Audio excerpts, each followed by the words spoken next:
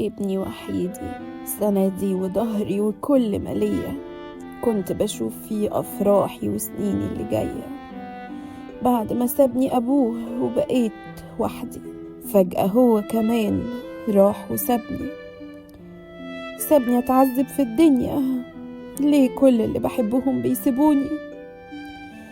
كنت رايحة أدفن أعز الأحباب، ابني الغالي مات. ما بقاش عندي لا زوج ولا ابن ولا أي حد يسأل فيا.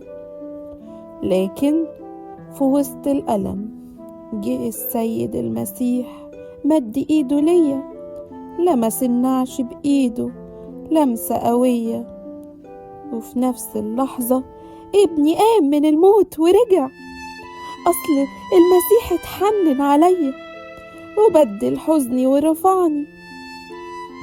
لو مشكلتك وصلت للنهاية وشايف ان خلاص مفيش امل، افتكر ان السيد المسيح ما عندوش نفس النهاية. يقدر يجدد فيك الامل، يحيي فيك كل شيء انكسر. مين قال ان الموت نهاية؟ ما يمكن يكون هو بداية الحكاية.